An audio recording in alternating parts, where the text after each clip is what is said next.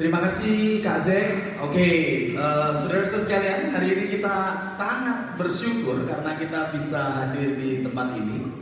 Kebetulan ada di studio sudah ada 10 orang ahli yang sebenarnya kita undang secara secara bersama-sama untuk mengetahui sebenarnya ini adalah anak-anak muda harapan bangsa yang mau kita ajak untuk berdiskusi terkait dengan bagaimana generasi emas seharusnya Indonesia ini nanti kita akan lewati atau kita akan berproses di jalannya.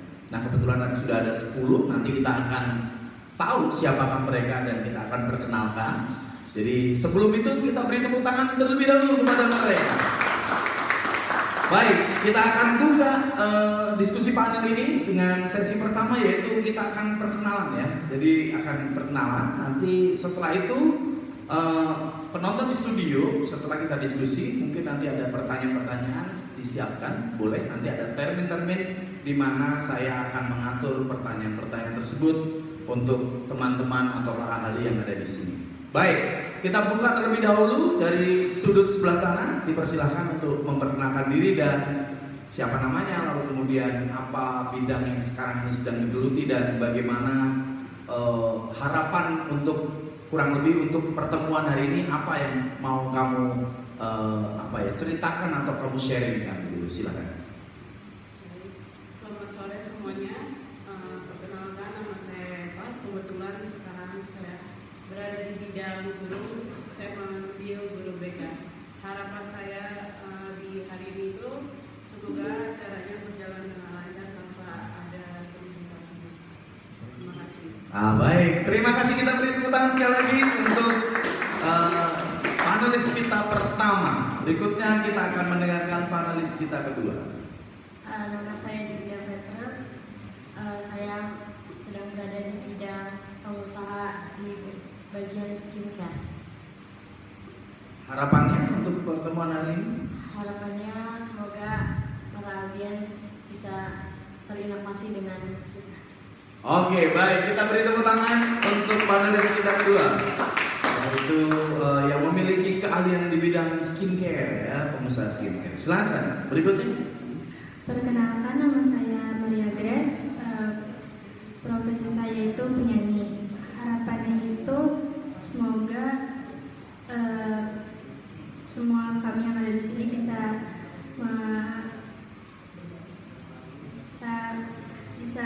mengembangkan profesi itu untuk menjadi Indonesia maju.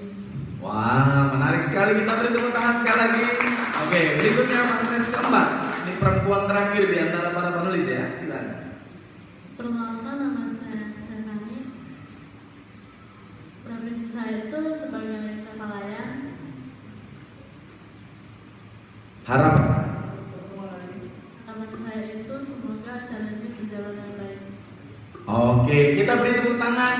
Wah, ini mulia sekali. Ada satu profesi yang menjadi kekuatan pada pertemuan sore hari ini, saudara-saudara. Kita punya kakak layar di sini. Oke, berikutnya, silakan. Halo, nama saya Boni. Saya di profesi fotografer dan harapan saya itu semoga para audiens bisa menonton acara ini dengan semangat. Wah, terima kasih, kita beri tepuk tangan untuk Boni. Ya, ini fotografer kita. Biasa dengan gaya yang lebih kasual ya, unik. Oke, baik. Berikutnya silakan, ini sepertinya kakak-kakak pramuka ya. Kita coba dengarkan. Silakan. Perkenalkan, sebelumnya nama saya Bapak Eto. Di sini saya berprofesi sebagai guru pramuka dan saya berharap para penonton bisa menjadi guru pramuka seperti saya. Wah, luar biasa, mulia sekali. Kita beri tepuk tangan. Salam pramuka, Pak. Wah, ini luar biasa. Silakan berikutnya. Perkenalkan, nama saya Alfred. Saya hari ini berprofesi menjadi pendeta. Harapan saya acara ini semoga bisa menjadi inspirasi. Wah, terima kasih. Kita beri tepuk tangan. Ini ada kakak layan, ada pendeta ya teman-teman. Jadi hari ini para penonton kita punya dua orang yang sebenarnya sangat khas yang tidak dimiliki oleh acara-acara lain, di mana ada seorang pendeta dan juga kakak layan. Oke, baik, kita berikan kesempatan pada panelis berikutnya. Perkenalkan, nama saya Irwan. Saya ada di Pramuka Futsal. Harapan saya acara ini bisa lebih baik. Wah, oke, kita beri tepuk tangan kepada pemain futsal kita. Ini salah satu pemain futsal Indonesia yang menjadi timnas ya. Lalu kemudian nanti kita lihat apakah kontribusinya bagi Indonesia itu bisa di-sharingkan di sini atau tidak. Nanti kita lihat seberapa jauh sebenarnya kontribusi dari timnas Indonesia ini kepada kemajuan anak-anak bangsa kita. Baik, berikutnya. Perkenalkan, nama saya Aldo. Profesi saya sekarang menjadi atlet lari. Harapan saya pada sore ini semoga semua orang yang menyaksikan acara ini bisa senang dengan acara ini. Wah, ini atlet ini ya. Jadi ada tadi atlet sepak bola, lalu kemudian ini atlet lari. Ini sebagai sebuah kajian yang mungkin nanti menarik juga ya. Dari segi atlet sepertinya nanti ada mungkin satu lagi atlet. Kita dengarkan yang berikutnya, yang terakhir. Halo, nama saya Daniel. Saya berprofesi menjadi pemain timnas futsal. Harapan saya semoga acara ini lancar, tidak ada suatu masalah. Terima kasih, kita beri tepuk tangan yang meriah untuk para panelis kita. Hari ini ada dua orang futsal, pemain futsal Indonesia. Lalu kemudian ada dua orang dari sisi religius, yaitu seorang pendeta dan seorang kakak layan. Lalu kemudian yang lainnya ada berbagai macam profesi atau expertise yang akan kita dengarkan hari ini. Hari ini kita akan mengusung tema bagaimana kontribusi orang-orang muda di berbagai profesi ini untuk Indonesia Emas 2045. Kita akan mendengarkan sekali lagi, kita akan coba nanti masuk ke dalam sesi berikutnya, yaitu sesi sharing. Sebenarnya apa yang sudah dilakukan saat ini. Jadi nanti silakan para panelis untuk menceritakan pengalamannya selama ini berkiprah di wilayahnya. Saya udah pernah juara untuk para atlet misalnya, untuk para pendeta mungkin sudah pernah melayani di wilayah-wilayah yang sulit atau wilayah-wilayah terpencil, atau bagaimana sulitnya melayani orang-orang di Jakarta mungkin atau di wilayah-wilayah kota. Mungkin nanti juga dengan para murid, fotografer dengan kontribusinya dan lain sebagainya. Nanti boleh di-sharingkan. Jadi pertanyaan pertama untuk seluruh panelis adalah, saya ingin tahu apa saja pengalaman unik atau pengalaman menarik yang pernah didapatkan oleh para panelis sampai saat ini. Pengalaman unik, menarik ya. Unik, menarik itu berarti sesuatu yang bisa menyedihkan, bisa membahagiakan, bisa sangat gelap, bisa sangat terang. Dimulai dari Daniel ya, ini pemain kita, pemain muda kita. Silakan. Pengalaman unik saya itu sudah bermain di banyak kabupaten, provinsi, dan di banyak negara. Wah, negara mana saja itu? Negara Indonesia, Cina, Rusia, habis itu Brasil. Wah, luar biasa sekali ini. Ini pemain yang luar biasa. Prestasi yang mungkin saat ini paling mengesankan gitu apa prestasinya? Prestasi yang paling mengesankan itu waktu juara di juara dunia. Oh, juara dunia. Di mana itu? Di Indonesia, tuan rumah. Tuan rumahnya Indonesia. Kebetulan waktu itu sedang bertanding sebagai tuan rumah dan Anda dan tim Anda juara gitu ya. Iya. Wah, kita beri tepuk tangan sekali lagi untuk tim futsal. Bisa digeser kepada tim atletik. Silakan. pengalaman yang paling mengesankan selama ini? Nah, kebetulan saya jadi atlet lari itu karena dari kecil kan saya sering lari-larian. Terus makanya kayak mungkin saya mikir jadi lari aja kali karena saya sering lari-larian. Kebetulan juga ada coach timnas lari itu yang memanggil saya waktu saya lari di GBK, terus tawarkan, dan kebetulan saya jadi atlet lari. Wah, sejak kapan itu Anda menjadi atlet lari? Dari pertama kali Anda sering lari gitu ya, mungkin lari pagi atau lari saja gitu, lalu kemudian dipanggil itu pada tahun berapa ya? Itu waktu saya masih kecil itu umur 6 tahun saya lari-larian. Oh, 6 tahun, lalu kemudian dilihat oleh seorang pelatih gitu ya, pelatih lari gitu ya. Betul. Oke, prestasi apa yang paling Anda mengesan dalam hati Anda? Yang paling berkesan hidup saya itu saya bisa mewakili Indonesia di Eropa. Di Eropa, di pertandingan apa atau di negara apa gitu? Di pertandingan Atletik dunia. Ini pelari jarak pendek, jarak jauh. Jarak jauh, maraton berarti ya. Wah, luar biasa sekali. Terima kasih, kita beri tepuk tangan sekali lagi. Luar biasa. Ternyata Indonesia memiliki potensi-potensi yang luar biasa di bidang olahraga ya. Kita dengarkan satu lagi nih, pemain sepak bola ya. Oke, silakan.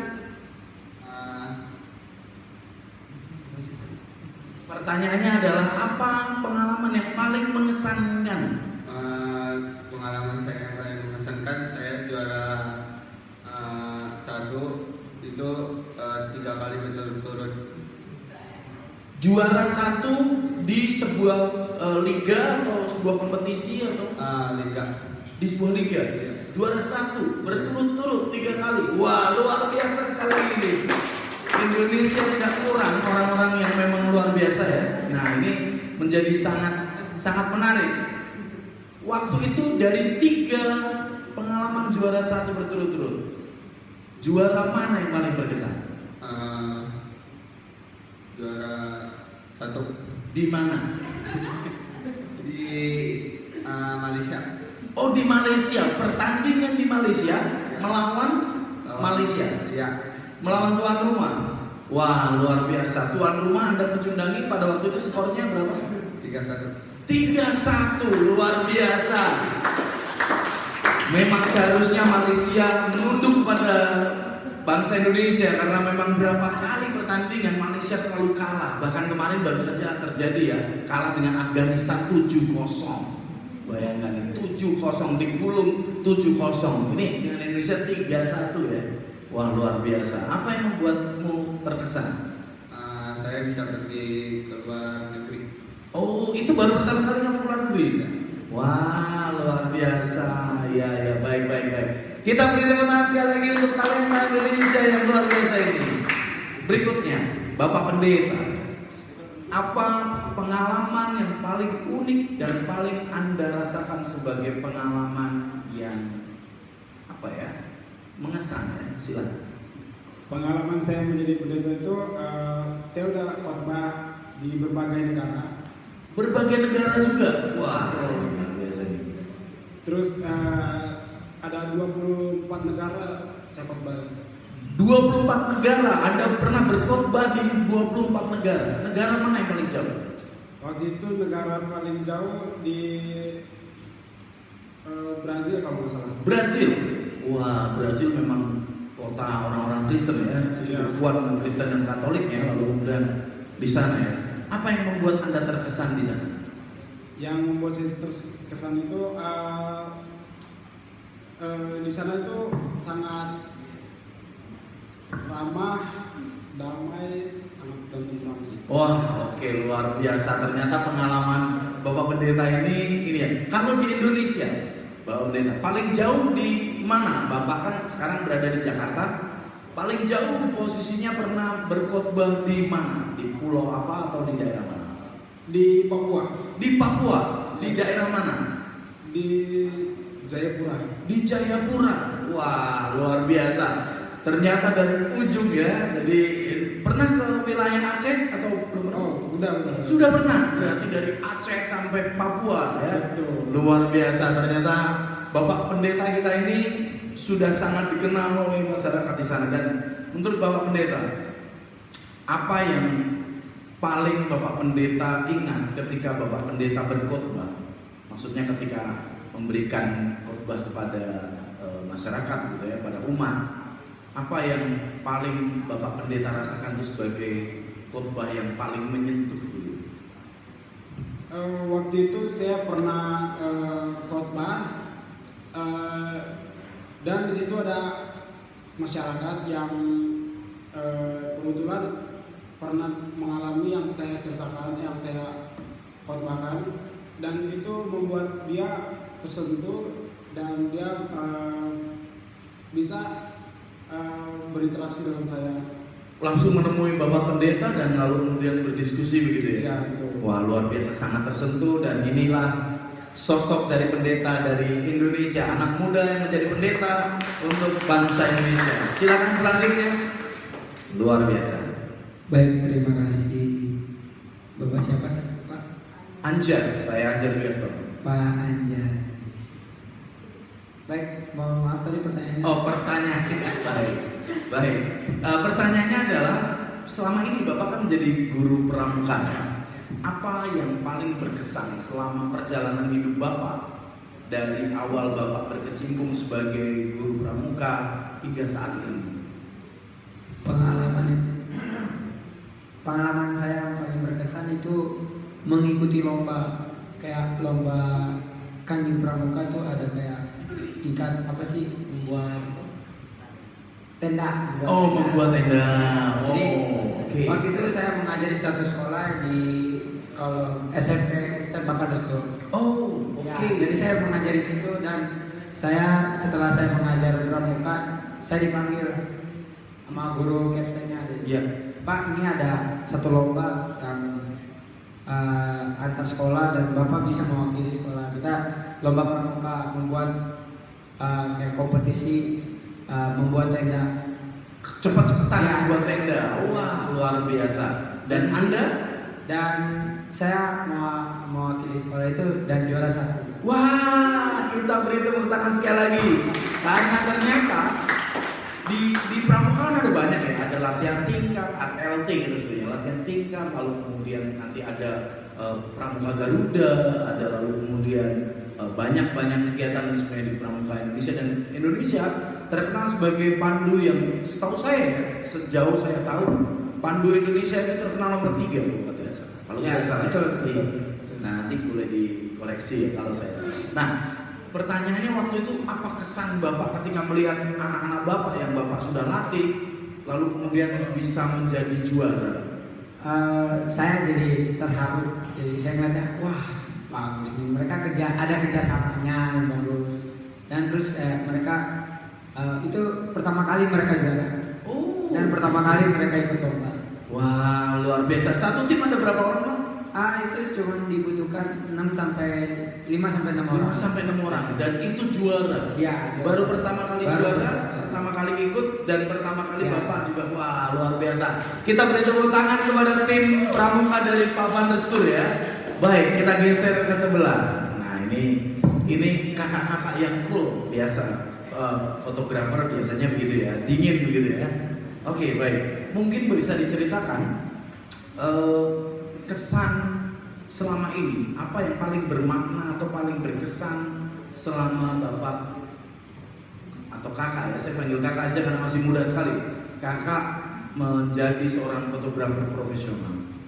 Hal yang terkesan adalah saat saya pergi ke negara Brazil, yaitu Brazil juga, oke, baik. Di hutan Amazon. Anda mengeksplor hutan Amazon, hutan paling berbahaya, hutan tropis paling besar dan paling berbahaya bagi beberapa orang berbahaya. Tapi di situ Bapak mengeksplor ke dalam Amazon atau mengeksplor di satu suku saja? Di dalam Amazon. Oke, apa yang Bapak cari? Apa yang Bapak cari? Yang saya cari yaitu memotret satwa-satwa di dalam Amazon. Ya. Ada berapa satwa yang menurut Bapak unik atau menarik dan Bapak dapatkan fotonya? Satu. Apa itu? Hewan. Ular apa? Ular konda. Anaconda. Wah, anaconda besar sekali ya, Pak ya. Jadi bapak kakak mencoba untuk melihat ini dan ketika bertemu kakak foto gitu. Ya. Foto-fotonya ada? Hah? Ada foto-fotonya berarti ya? Masih ada ya? Sebesar apa itu anaconda itu? Besar sekali. Besar. Sebesar apa? Pohon kelapa atau Pohon beringin. pohon beringin? Wah, besar sekali ya. Ini saya baru tahu nih ada anaconda sebesar pohon beringin. Ya, tapi mungkin ini kan kita belum pernah mengeksplor ini. Berapa hari Pak Bapak mengeksplor Amazon? Sekitar pagi sampai sore. Pagi sampai sore. Baik, jadi pagi Bapak masuk ke dalam, lalu kemudian sore Bapak sudah keluar lagi ya. Ya. Dan Bapak mendapatkan anaconda itu sebagai salah satu hasil yang paling epic dalam foto Bapak. Baik, kita beri tepuk tangan sekali lagi untuk fotografer satu kita ini. Baik, berikutnya sebelah. Baik, ini kakak layan. Oke, baik. Silahkan diceritakan sedikit apa hal yang paling bermakna atau yang merasa berkesan dalam hidup kakak ketika kakak memberikan pelayanan kepada masyarakat. Paling berkesan itu ketika bersama anak-anak Bersama anak-anak di mana? di dalam gereja. Oh iya, maksudnya gerejanya di Jakarta kah, di Papua kah, atau di Sumatera? Di Jakarta. Di Jakarta. Apa yang membuat kakak terkesan ketika mendampingi anak-anak? Cara mereka berperilaku, Oke. terus cara berani mereka juga. Keberanian mereka juga untuk berdiskusi begitu atau untuk menyampaikan pendapat. Oke. Nah, apa yang membuat kakak bertahan sebagai kakak layan di tempat ini? Saya berperan itu karena kalau menurut saya lebih cocok menjadi kakak layan. Iya, mengapa cocok? Pasti kan ada sebuah panggilan atau mungkin suatu ketika mendapatkan bisikan dari mimpi atau dari apa gitu. Atau memang ini adalah gerakan dari dalam hati, kakak. Kalau dari saya sih itu dari gerakan dalam hati. Dalam hati ya. Jadi ada panggilan untuk menjadi kakak layan dan ingin melayani. Sampai saat ini sudah melayani berapa anak-anak? 24 anak. 24 anak. Wah, luar biasa. 24 anak selama berapa tahun? Sudah berapa tahun? Sudah dari 3 tahun yang lalu. Wah, 3 tahun. Kita beri tepuk tangan untuk kakak layan kita pada kali ini. Silakan di sebelahnya. Iya, ini artis kita, satu-satunya artis kita yang mungkin akan menceritakan pengalaman yang paling berkesan. Mungkin pengalaman ketika manggung di mana, lalu mungkin pengalaman yang menyenangkan atau tidak menyenangkan, boleh di-sharingkan di sini. Silakan. Pengalaman saya itu sudah nyanyi ke berbagai daerah, ke berbagai negara. Oh, berbagai negara. Sudah berapa negara, Pak? Sudah lebih dari 5. 5, lebih dari 5 negara. Wah, ini luar biasa ini. Berarti penyanyi mancanegara atau penyanyi internasional gitu ya. Silakan. Dan saya juga di negara-negara itu udah ketemu berbagai artis juga di situ. Oh, pernah ketemu artis siapa sih? Ada Ariana. Oke, Ariana Grande. Ya. Oh, oke. Ada Taylor Swift. Ada Taylor Swift. Wah. Ada Justin Bieber. Ada Justin Bieber. Wah, ini negara Amerika semua yang disebutkan ini namanya ya. Ada dari negara yang lain? Artis dari negara lain? Lupa saya, Pak. Lupa. Oke, saking banyaknya mungkin ini menjadi ini ya. Oke, apa yang paling berkesan selama mungkin waktu tur atau selama mungkin kakak sedang melakukan aksinya? Silakan. Saya yang paling berkesan bisa berkeliling di satu negara itu. Oh, berkeliling di wilayah Ya. itu ya. Oh, oke, menarik sekali. Mana negara yang menurut kakak paling menarik?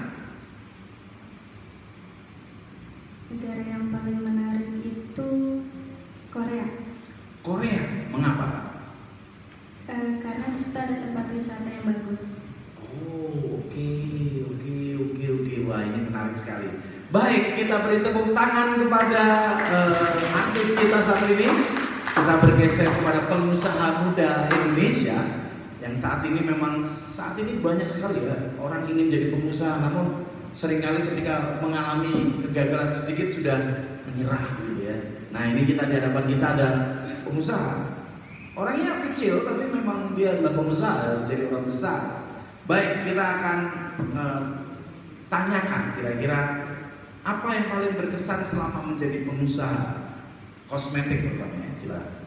Hal yang paling berkesan itu bisa bekerja sama dengan 3 negara. Bekerja sama dengan 3 negara. Negara apa saja? Korea, Jepang, dan Cina. Korea, Jepang, dan Cina. Mana yang menurut kakak paling mungkin dijajaki oleh anak-anak muda sekarang? Korea. Mengapa? Karena mereka kayak lebih suka vibes yang seperti Korea. Oh, karena Indonesia memang menyukai halal pernak-pernik dari Korea ya, sehingga ini bisa menjadi kerjasama yang menarik. Oke, baik.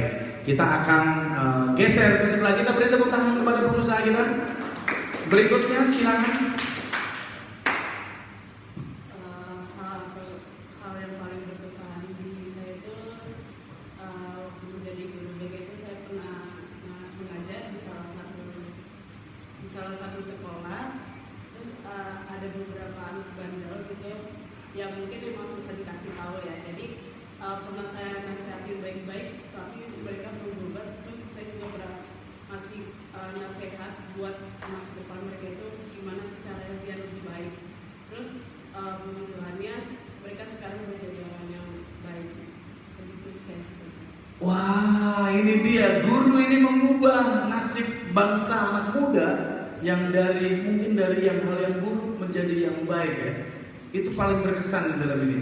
Ada berapa banyak anak-anak muda yang ibu lihat sebagai sebuah potensi, namun saat ini masih terlihat nakal atau terlihat kurang fokus begitu. Mungkin sih sebagian besar sih masih banyak, jadi harus ditingkatkan lagi atau diberi nasihat yang lebih baik oleh guru-guru yang mengajar. Wah, kita beri tepuk tangan untuk pengajar muda Indonesia. Wah, ini pengalaman yang luar biasa. Baik, ini akan ada satu sesi lagi sebelum kita akan adakan sesi tanya jawab. Jadi dimulai dari ibu guru. Saya tidak akan menanyakan lebih lanjut. Saya ingin kakak-kakak men-sharingkan atau bercerita tentang konsep Indonesia Emas. Saya rasa kakak-kakak di sini tahu ya apa itu Indonesia Emas. Indonesia Emas adalah ketika kita memiliki kelebihan jumlah penduduk muda. Jadi Indonesia itu kan kalau di negara luar banyak yang tidak ingin punya anak. Di Indonesia masih banyak orang punya anak. Dan itu ternyata bonus demografi namanya. Bonus demografi adalah bagaimana jumlah anak-anak muda dan anak-anak yang akan bekerja itu menjadi lebih banyak, sehingga sumber daya manusia Indonesia itu tidak kurang. Seperti Jepang misalnya, banyak orang tidak punya anak sekarang. Efeknya adalah anak orangnya pintar-pintar, tapi kan semakin tua, banyak generasi-generasi tua. Sedangkan bisnis mereka, teknologi mereka itu harus digerakkan oleh generasi-generasi setelahnya. Nah, efeknya generasi-generasi ini tidak ada, lalu ini hilang. Nah, Indonesia sebaliknya, dengan sumber daya alam yang luas seperti ini dan sumber daya manusia yang hebat, seperti saudara-saudara sekalian saat ini ada di sini. Saudara-saudara sekalian adalah bisa menjadi calon-calon penerus sumber daya manusia berkualitas tinggi atau bahkan mencetak manusia-manusia berkualitas tinggi seperti ibu bapak guru yang ada di sini.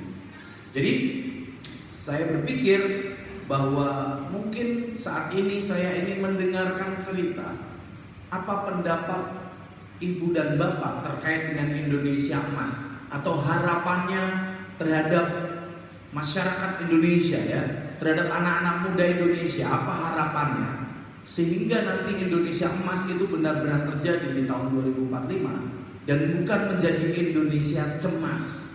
di mana anak-anaknya tidak mampu berpikir, hanya nakal saja, lalu kemudian menjadi perusuh dan lain sebagainya. Jadi saya ingin mengetahui harapan dari masing-masing panelis ini terkait dengan anak-anak bangsa atau anak-anak Indonesia muda saat ini. Silakan dimulai, bisa dari kakak guru terlebih dahulu, guru BK. Kalau menurut saya generasi emas itu anak-anak yang mau berusaha lebih giat dalam belajar, mungkin seperti nggak terlalu tercandu dengan teknologi, karena kan semakin maju tahunnya kan teknologi semakin maju. Sebenarnya teknologi itu nggak terlalu dibutuhkan kalau buat belajar. Sebenarnya dibutuhkan juga, kayak mungkin kalau mencari informasi mungkin lebih mudah.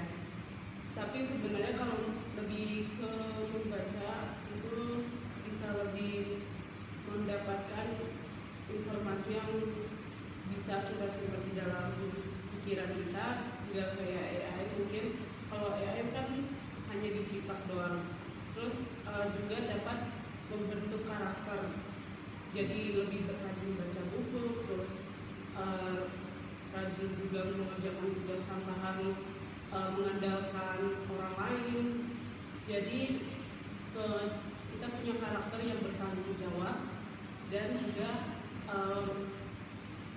rajin dalam mengerjakan segala hal. Mungkin kalau dari saya juga mungkin seperti anak-anak yang nakal gitu, itu bisa dibimbing melalui guru BK dengan mengajarkan sifat-sifat yang lebih baik agar Indonesia ini mempunyai beberapa generasi muda yang lebih baik tanpa harus menghilangkan unsur-unsur kayak teknologi. Jadi mengajarkan anak muda cara menggunakan teknologi itu semaksimal dan semaksimal mungkin dengan yang lebih baik. Itu kayak misalkan pada teknologi kita bisa mengembangkan semacam inspirasi seperti toko jualan gitu. Nah itu kita bisa mengembangkannya dari situ. Nah, terus kita juga bisa mencari wawasannya lain, cuman tidak terlalu bergantung juga dalam teknologinya. Baik, terima kasih sekali. Cukup komprehensif sebagai guru BK untuk melihat ini. Kita beri tepuk tangan pada panelis pertama. Silakan pada panelis kedua.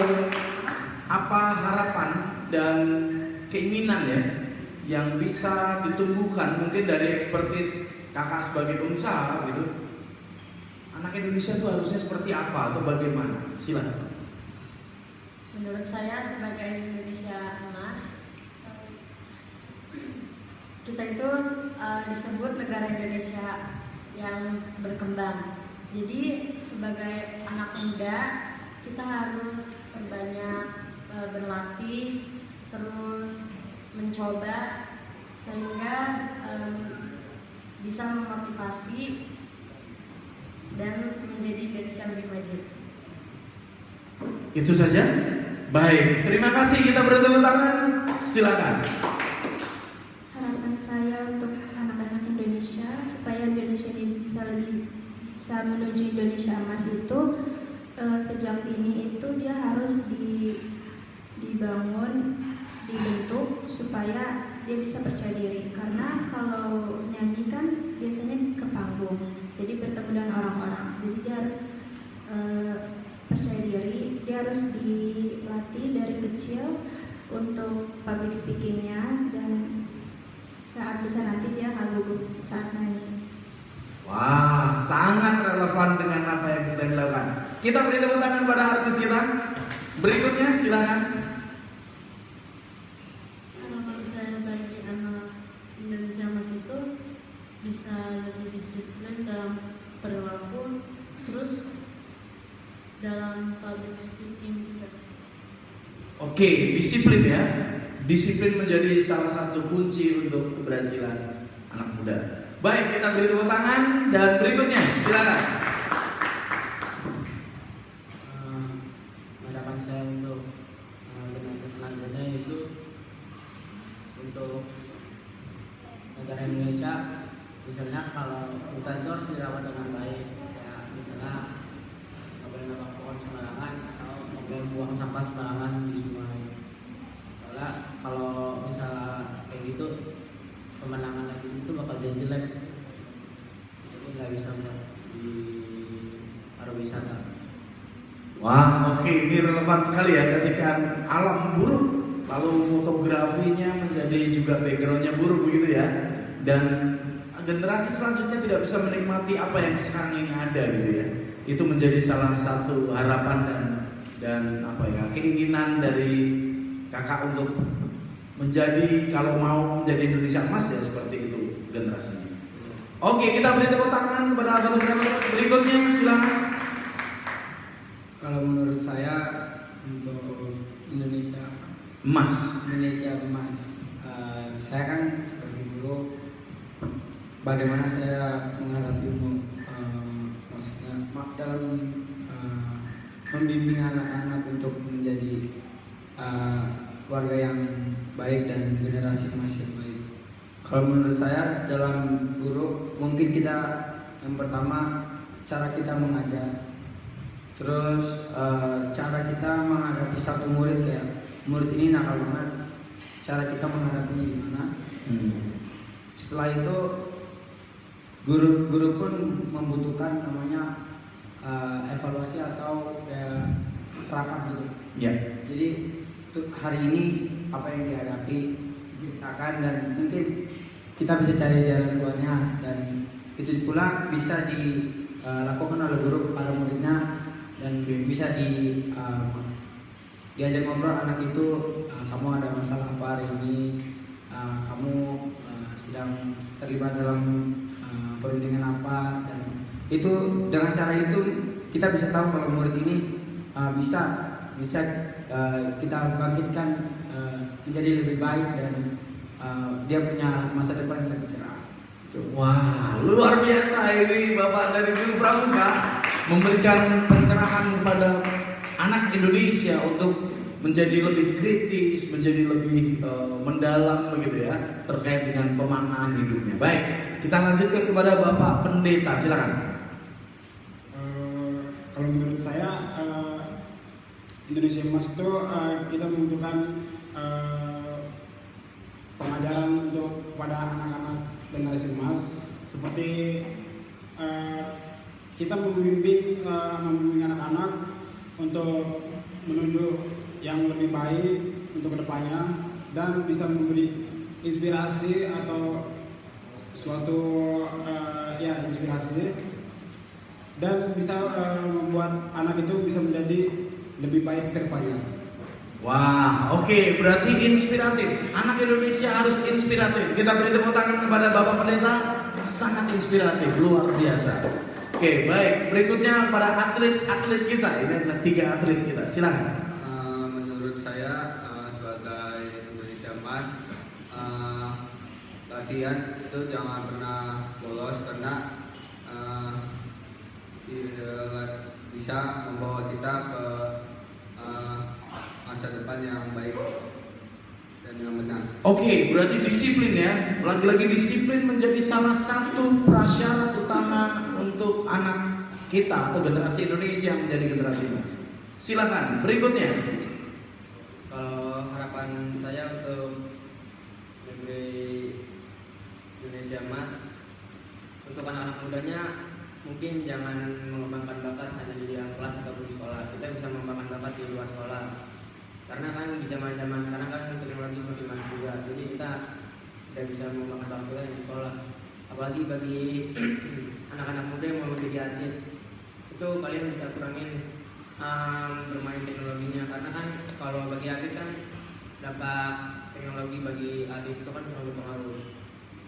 Wah, luar biasa. Artinya bagaimana kita bisa mendisiplinkan langkah kerja kita, langkah apa yang ingin kita tuju. Dan tadi sudah dikatakan bahwa di luar dari kelas kita masih bisa menjadi juara-juara begitu ya. Artinya masih bisa menjadi generasi berprestasi atau generasi emas. Terakhir sebelum kita akan adakan tanya jawab soal. Kalau menurut saya untuk Indonesia Emas itu kita itu harus belajar disiplin dan tanggung jawab, karena sebagai atlet bukan hanya yang dikembangkan bukan hanya skill, tapi ada juga tanggung jawab dan pokoknya jangan terlalu mengembangkan skill-skill yang kita punya, tapi kita harus punya attitude. Wah, luar biasa. Terakhir sebagai penutupan diberikan bahwa tidak hanya disiplin, tidak hanya tanggung jawab, tetapi ada satu hal yaitu attitude. Bagaimana mengembangkan attitude sebagai generasi muda Indonesia yang berkelas gitu ya, sehingga bisa menjadi generasi emas. Baik saudara-saudara sekalian dan para panelis sekalian, kita akan buka sesi tanya jawab dari para penonton yang ada di studio, yang sudah ada kurang lebih sekitar 1.500 para penonton yang ada di sini. Di luar ini studio juga masih ada, sedang menonton dengan layar lebar, karena ini adalah momen yang bersejarah di mana anak muda Indonesia yang berbakat, yang luar biasa digabungkan di sini untuk bersharing pengalaman mengenai Indonesia Mas. Kita akan buka satu termin dengan mungkin 2-3 penanya. Apakah ada penanya? Baik, satu dari sebelah sini, 2 sebelah sana ya.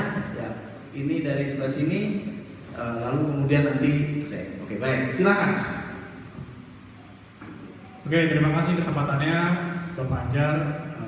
Selamat sore Bapak Ibu. Ya, perkenalkan saya Stefanus dari media Semangat Kita, Semangat Muda. Saya mau bertanya untuk Bapak Ibu. Kalau tadi kan kita diceritakan kesan dan cerita-cerita inspirasi dari Bapak Ibu sekalian. Nah, saya mau tahu dong kesalahan-kesalahan apa sih? Kalau ini tentang kesalahan-kesalahan apa yang mungkin Bapak Ibu pernah lakukan dan Bapak Ibu bisa sharing supaya kita anak-anak muda ini yang masih semangat muda itu tahu kesalahan ini tuh ternyata ini bisa fatal gitu, dan kita bisa menghindari kesalahan-kesalahan tersebut. Jadi kita istilahnya kita bisa melompat satu langkah lebih ke depan lagi. Jadi kita melewati kesalahan yang pernah Bapak Ibu perbuat. Jadi kesalahan tersebut tidak terulang kembali. Mungkin itu saja. Baik, luar biasa. Berikutnya penanya kedua. Ini berarti tadi untuk semua panelis ya? Oke, baik, saya akan tunjukkan. Oke, mungkin saya fokusnya untuk Bapak Ibu guru kali ya Pak Anjar. Saya perkenalkan, nama saya Jojo. Saya orang tua dari anak saya datang juga di sini. Ya, di sini. Saya mau nanya terkait pengaruh sosial media terhadap perkembangan anak nih, karena kan sekarang kan happeningnya di gadget ya Pak ya, sosial media, Roblox itu kan happening banget. Gimana itu dia jadi dapat pengaruh besar, dampak buruk pada anak tersebut gitu, karena anaknya cenderung main Roblox ya Pak gitu. Kasih Pak. Baik, saya akan coba untuk rumuskan 2 penanya kita ini. Yang pertama terkait dengan kalau ada anak muda yang salah gitu ya, kira-kira harus seperti apa? Atau pernah nggak ibu bapak pernah mengalami kesalahan dan bagaimana cara overcome ya? Bagaimana cara mengatasinya? Bagaimana ini menjadi dari ancaman menjadi peluang gitu. Ancaman kan, ini saya salah nih, terancam gitu. Tapi menjadi peluang bahwa itu menjadi lebih baik. Yang kedua adalah bagaimana cara menangani kecanduan gadget dari anak-anak muda yang saat ini memang kalau saya lihat di mana-mana kecanduan gadget ya. Jadi nanti kita akan coba tanya. Untuk kecanduan gadget saya akan minta 3 penjawab, yaitu dari teman-teman atlet, karena kan atlet biasanya tadi ada yang sudah menyebut mengenai gadget, untuk menolak gadget. Mungkin nanti akan dijawab oleh para atlet. Terkait dengan kesalahan mungkin dari guru BK yang akan cocok, guru BK, guru pramuka, dan satu lagi saya ingin melihat kesalahan itu kepada pendeta ya. Jadi ini kan seperti ada 3 hal yang mungkin bisa kita sharingkan gitu ya. Mungkin yang pertama terkait dengan kesalahan terlebih dahulu ya. Mungkin dari Bapak Pramuka, silakan. Baik, terima kasih. Terima kasih atas kesempatannya. Saya izin menjawab pertanyaan dari Bapak Stefanus. Kesalahan saya dalam mengajar pramuka, waktu saya salah berkata kepada satu anak, itu posisinya anak perempuan, dan saya di situ saya ngomong nih, ya kamu tuh nggak berguna di sini. Saya nggak tahu kalau apa yang saya omongin itu menyakiti dia. Menyakitkan, betul. Ya, pada keesokan harinya saya dan anak itu dipanggil oleh atasan saya, kepala sekolah. Dan anak itu saya diomelin oleh guru kepala sekolah dan saya ditegur kayak, bapak nih dalam mengajar boleh dikurangi perkataannya atau bisa berkata lebih sopan dalam mengajar atau membimbing anak-anak. Mungkin dari situ saya akan lebih belajar bagaimana saya berkata-kata dalam mengajar anak-anak, terus dalam mengajar pramuka. Dalam mengajar pramuka saya akan lebih menekankan ke sopan santun ya, dan berhati-hati ya dalam berkata ya. Ini memang menjadi apa ya, bisa menjadi batu sandungan. Kata-kata kita memang bisa menjadi batu sandungan, dan pada waktu itu saya rasa memang anak perempuan yang tadi dikatain itu pasti sakit ya, pasti merasakan bahwa kok guru saya begini, saya berharap guru saya jadi lebih baik. Sebenarnya berarti dari awal ketika Bapak tahu bahwa itu salah, atau saya tidak tahu apakah Bapak merasa salah sewaktu sudah pulang, atau Bapak baru merasakan bahwa itu sebuah kesalahan ketika dipanggil kepala sekolah? Saya merasakan ketika saya sudah sampai di rumah. Sampai di rumah merasa, oh tadi salah gitu ya. Ya. Lalu kemudian berlanjut dipanggil kepala sekolah, dan ketika kesadaran untuk baru sadar, lalu Bapak apakah ada niat, langsung membuat niat setelah dipanggil kepala sekolah untuk melakukan apa gitu, meminta maaf atau apa gitu? Setelah saya dipanggil oleh kepala sekolah, saya juga berbicara sebentar saja sama anaknya. Langsung? Ya, langsung saya kayak, nah Bapak minta maaf ya, soalnya soal perkataan Bapak kemarin mungkin Bapak salah. Mungkin keesokan hari Bapak akan lebih baik lagi dalam berkata-kata. Wah, luar biasa, kita beri tepuk tangan karena tidak banyak guru-guru di Indonesia berani dengan rendah hati mengungkapkan maaf. Sekarang ini kan ketika rame begitu malah saling menuntut di pengadilan. Baik, kita geser ke sebelah kanan. Ya, ini adalah Bapak Pendeta, kita pengen tahu gitu ya. Bagaimana? Silakan Pak. Baik, kalau dari saya itu saya memiliki kesalahan-kesalahan, yaitu seperti gugup saat berkhotbah. Dan waktu itu saya merasakan gugup itu ketika saya pertama kali berkhotbah, dan itu membuat saya menjadi tidak jadi khotbah karena gugup. Dan akhirnya saya diganti. Di situ saya bisa belajar, dan di situ kita semua bisa belajar. Sebenarnya kalau maju itu kalau ngomong di depan orang itu nggak usah gugup, karena jasa kita sangat dibutuhkan untuk semua orang dan bisa menjadi berkat semua orang. Wah, luar biasa. Jadi gugup disadari sebagai sebuah kegugupan, tapi kita belajar terus ya untuk tidak gugup ya. Ya, betul. Jadi kalau tadi dikatakan bahwa ada kesadaran dan lalu kemudian menyadari kesalahannya dengan rendah hati mengubah dari kesalahan menjadi sesuatu yang baik. Kalau di sini adalah dari sebuah kesalahan dilatih untuk menjadi lebih baik terus menerus. Baik, kita lanjutkan kepada Ibu Guru BK. Bagaimana pandangan Guru BK terkait dengan jika anaknya salah gitu ya? Apa yang harus dilakukan dan sebenarnya bagaimana sih cara mengubah kesalahan menjadi kejayaan gitu? Silakan.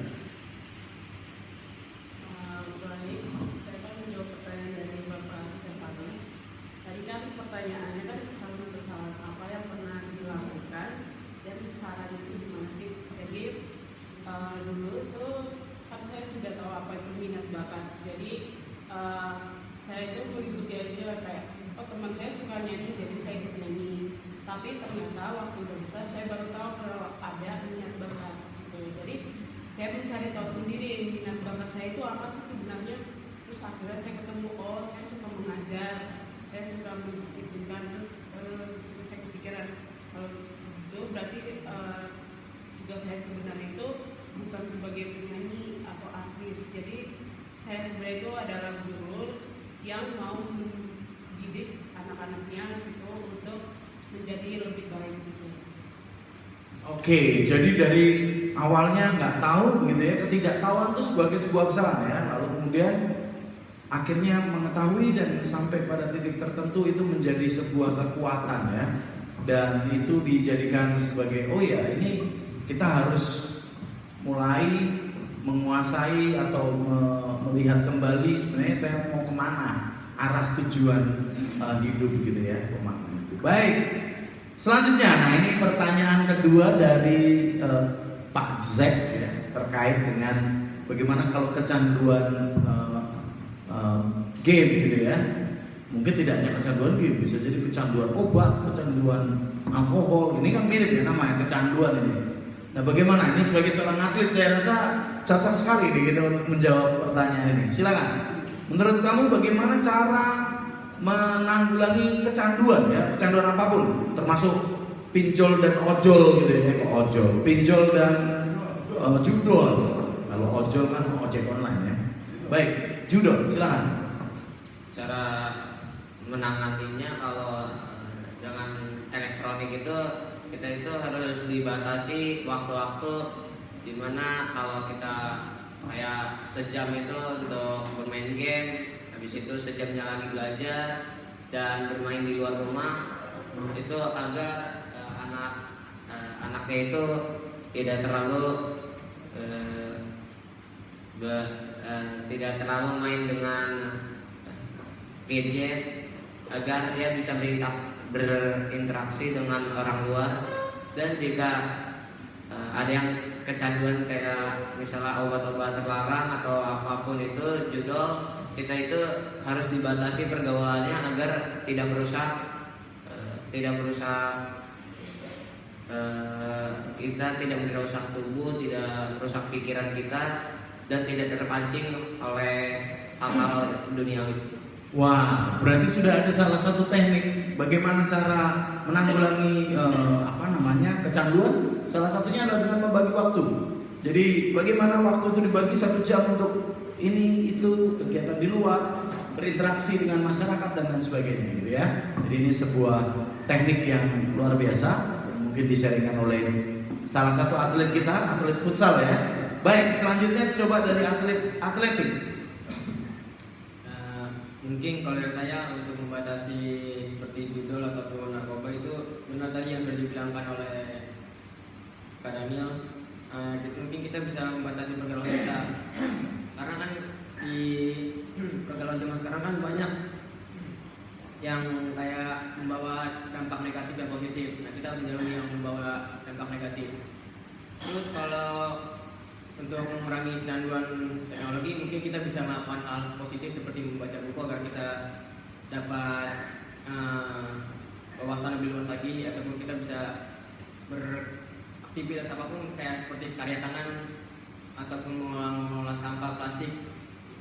Itu sih. Wah, berarti ada berdua nih yang diusulkan. Satu, menghindari komunitas-komunitas dengan kecanduan-kecanduan tersebut. Yang kedua adalah mendiversifikasi kegiatan. Jadi semakin banyak kegiatan yang bisa bermacam-macam gitu ya, itu semakin menghilangkan konsep satu kegiatan yang terfokus gitu ya. Jadi ini adalah salah satu teknik. Oke, baik, yang terakhir silakan. Cara menghindari gadget di saat hari sekolah, HP itu dikumpulin. Sabtu Minggu itu diberikan uang untuk bermain HP. Terus kalau kecanduan narkoba, judul jangan banyak pergaulan dengan orang yang tidak dikenal atau orang kita kenal. Baik, artinya sama senada dengan pembicara sebelumnya, atlet lari kita. Itu adalah yang pertama, bagaimana kita membagi waktu. Jadi membagi waktu bukan membagi waktu kitanya, tapi membagi gadgetnya. Jadi gadgetnya yang diatur, gadgetnya ditahan sampai hari Sabtu Minggu, lalu kemudian ini. Lalu kemudian yang berikutnya, yang kedua adalah terkait dengan bagaimana komunitas-komunitas positif yang selalu harus dihidupi ya setiap hari. Baik, kita beri tepuk tangan sekali lagi untuk para peserta. Baik, karena waktu kita tinggal sedikit lagi nih namanya ya, sedikit lagi. Saya sebenarnya mau membuka satu pertanyaan lagi, tapi kalau penanya lagi masih muat nggak? Cukup masih muat ya. Oke, satu penanya lagi. Baik, satu penanya dari ujung sebelah sana. Silahkan bertanya dan silahkan kepada siapa kalau memang ada khusus. Oke, selamat sore para panelis semua. Selamat sore. Saya perkenalkan, nama saya Eka Gusti Warma. Saya adalah content creator di bidang musik. Yang ingin saya tanyakan kepada artis kita pada sore hari ini ya, di bidang musik. Saya manggil apa ya? Kakak. Kita tahu ya perkembangan teknologi sangat berkembang pesat saat ini. Terlebih lagi dalam teknologi AI. Ya. Nah, yang ingin saya tanyakan adalah, kakak setuju nggak sih perkembangan AI? Kan saya kan content creator, kakak adalah penyanyi. Bisa tidak suara kakak dengan teknologi AI sebagai content creator? Apakah itu sah menurut kakak? Apakah tidak apa-apa? Apakah setuju kakak dengan teknologi yang kami gunakan sebagai content creator di sini? Demikian, terima kasih. Baik, kita beri teman. Ini ada satu ya, berarti pada kakak artis ya. Artis kan? Yang ditanyakan pada kakak artis, silahkan diberikan pada kakak artis. Bapak pramuka Pak, bukan artis. Baik, pertanyaannya sudah jelas. Jadi AI bisa mengganti artis yang sesungguhnya. Apa pendapat kakak terkait dengan ini, dan apakah itu etis atau tidak etis, atau apakah itu oke-oke saja atau tidak oke-oke saja? Karena saya juga sedang menikmati satu lagu AI, bikinan AI itu, dan saya yakin itu enak sekali gitu ya. Jadi mungkin teman-teman tahu kalau sering mendengarkan TikTok atau Instagram gitu ya, itu lagunya Veronica ya. Jadi kau kenal Veronica gitu. Jadi suara saya kurang bagus ya. Oke. Baik, kita dengarkan dari kakak artis kita. Silakan kakak. Kalau menurut saya itu ya wajar aja kalau pakai AI, tapi nggak boleh seluruhnya. Tergantung setiap orang yang mendengar sih. Kalau pendengarnya, orang yang mendengarkan lagu itu menurut dia enak, ya wajar aja, nggak apa-apa. Tapi kalau dalam yang ngedit itunya, ya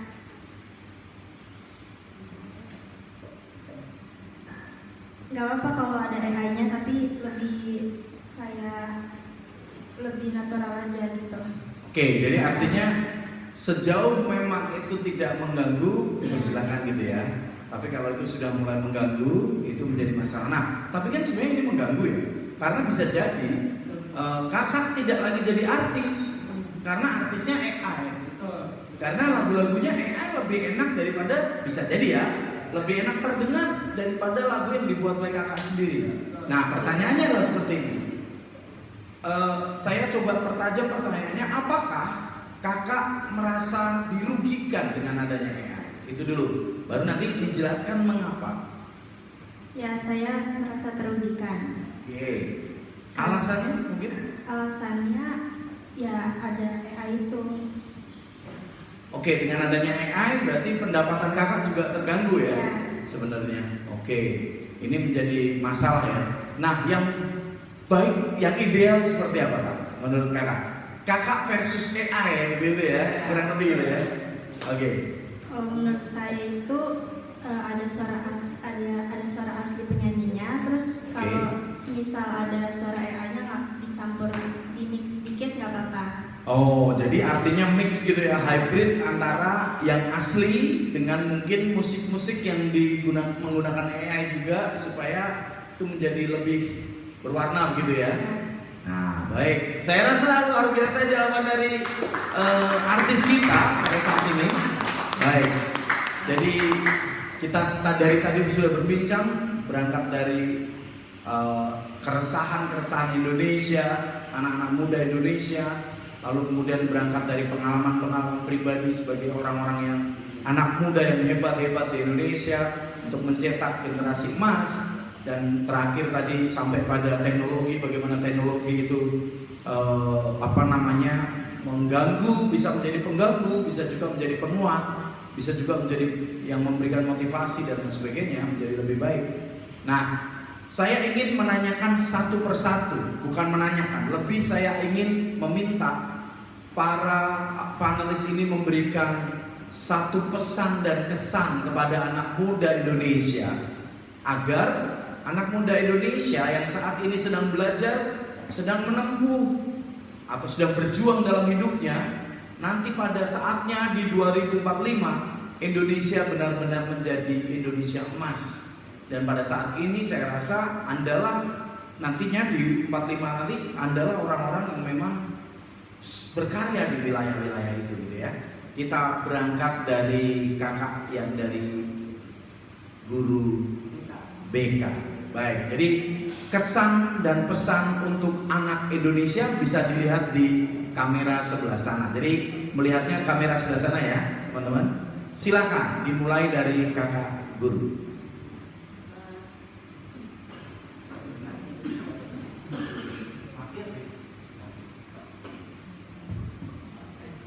Pesan dari saya itu jangan mau berhenti untuk bermimpi, mau terus gali mimpi ataupun minat yang kita suka, dan jangan suka menyerah untuk hal-hal yang belum kita capai. Wah, luar biasa, kita beri tepuk tangan sekali lagi kepada Ibu Guru BK kita. Kesan yang sangat mendalam dan juga pesan yang sangat kuat untuk anak muda Indonesia. Berikutnya. Kesan-pesan dari saya adalah kita harus berani mencoba, walaupun kita tahu mungkin gagal, tapi pasti ada waktunya untuk berhasil dan bertanggung jawab apa yang sudah kita lakukan. Wah, kita beri tepuk tangan, luar biasa. Karena pengusaha pantang gagal, pantang takut pada gagal, gitu ya. Harus terus berusaha. Baik, berikutnya dari kakak artis. Dari saya itu harus rajin untuk jadi lebih baik lagi dan pede aja di depan umum. Baik, ya luar biasa. Rajin dan percaya diri itu adalah kunci dari orang muda yang nanti akan sukses. Selanjutnya. Dari saya itu kita harus lebih meningkatkan di disiplin.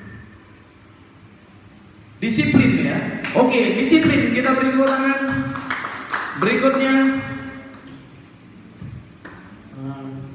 Pesannya itu harus bekerja keras dan tetap sabar. Bekerja keras dan sabar. Wah, ini memang benar ya. Kalau fotografer itu menunggu dengan penuh sabar gitu. Bagaimana frame itu bisa tidak bergetar. Oke, baik. Berikutnya dari Guru Pramuka. Semangat. Semangat. Wah, betul. Ini cuma satu pesannya. Padat, singkat, jelas. Semangat. Karena memang Pramuka itu berbasis itu ya, semangat selalu. Silakan Pak Pendeta. Kalau saya kita harus bisa percaya diri dan bisa fokus kepada tujuan yang kita gapai. Fokus pada tujuan yang ingin dicapai. Wah, luar biasa ini. Menjadi pendeta itu harus ada fokus ya. Berikutnya atlet kita, 3 atlet kita terakhir. Kurangin gadget. Kurangin gadget. Itu saja pesannya untuk anak muda. Baik, kita beri tepuk tangan. Selanjutnya. Pesan-pesan dari saya untuk anak-anak muda di zaman sekarang adalah perbanyaklah pengalaman kalian dan jangan lupa untuk membuktikan kepada semua orang yang sudah mendukung kalian dari nol. Wah, ini dia pengalaman yang mendalam ya menurut saya. Bagaimana itu bisa memberikan kesan yang positif pada orang-orang yang selalu mendukung kita. Dan terakhir dari atlet futsal kita. Pesan saya itu kita itu harus lebih perbanyak skill kita, karena di luar sana banyak yang membutuhkan skill-skill atau pengalaman-pengalaman yang kita punya. Oke. Dan juga kita itu harus semangat. Selalu semangat dan selalu mengasah skill. Saya rasa itu adalah pesan dari orang-orang muda sukses hari ini yang pada saat ini menjadi panelis kita. Kita beri tepuk tangan sekali lagi untuk 10 panelis kita. Para penonton yang ada di studio maupun di rumah, kita baru saja mendengarkan dan kita baru saja melihat bagaimana kiprah orang-orang muda khususnya di Jakarta pada saat ini yang kita undang pada pertemuan diskusi panel pada hari ini sangat mencerahkan, sangat luar biasa. Dan pada saat ini kita melihat ada 10 sosok anak muda yang bisa menjadi sebuah idola, sebuah karakter yang kuat untuk membangun Indonesia cerdas tahun 2045 nanti. Ikuti kami terus pada diskusi-diskusi berikutnya. Dan saya Anjar Dwi Astono mengucapkan terima kasih dan sampai jumpa.